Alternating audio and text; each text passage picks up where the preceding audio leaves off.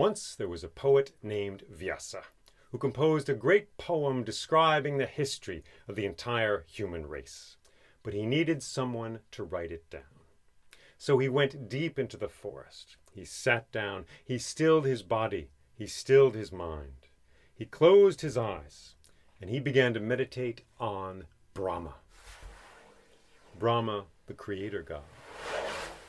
Brahma who sits in a lotus flower blossoming out of the navel of Vishnu. Vishnu the preserver. Vishnu the great god who sleeps on the cosmic ocean. Vishnu who is that ocean and is the god sleeping upon it. Vishnu who has a lotus flower blossoming from his navel. And in that lotus flower sits Brahma. And when Brahma is awake, there is a world where birds sing in the trees, where rivers flow, where men and women dance in a circle in a field to the music of a flute.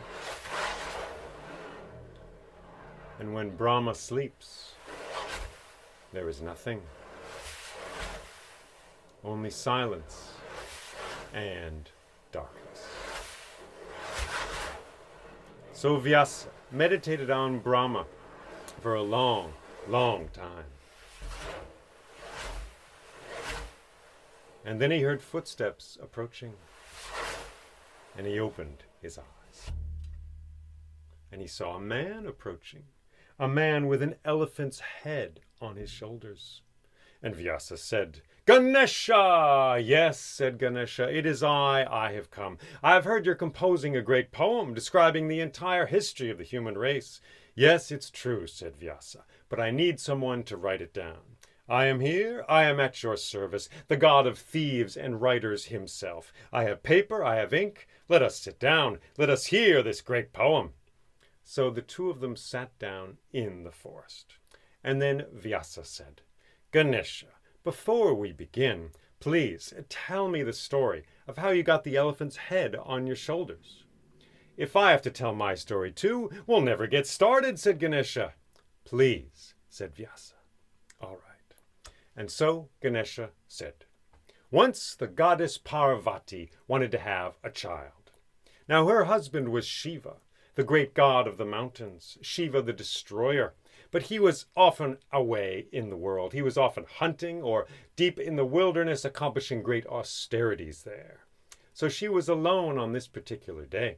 But she was a goddess after all. So just like that, she gave birth to a child, me, Ganesha, and I was born.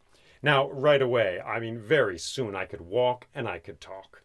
And my mother wished to recover from her birth experience, so she took a bath. But before she got into those healing waters, she stationed me at the door to guard the house. 'Don't let anyone in,' she said. And she went and took a bath. Well, I stood there in the doorway. It was a beautiful day, the birds singing in the trees, the clouds high overhead, the forest alive with beautiful voices and the whisperings of the wind. And then I saw someone approaching, walking, in fact, straight for our house. A big man, a huge man. He had a bow and a quiver of arrows strapped to his back.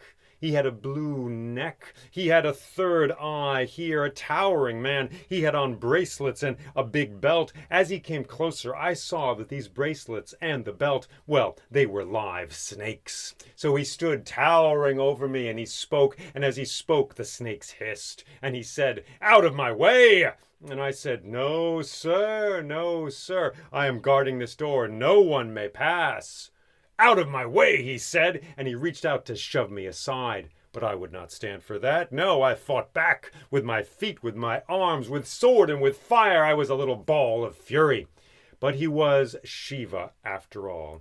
So he just reached out and with the little finger, the little nail of his little finger, he cut off my head. And he stepped over my dead body and into his house. And Parvati greeted him. She was fresh from the bath. She embraced him, and then over his shoulder she saw my dead body.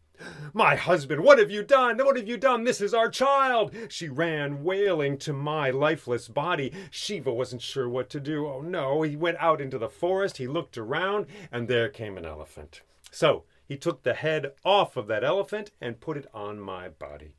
And so here I am, and so here we are. "Thank you," said Vyasa. "Thank you. And now let's begin this poem," said Ganesha. "Absolutely," said Vyasa.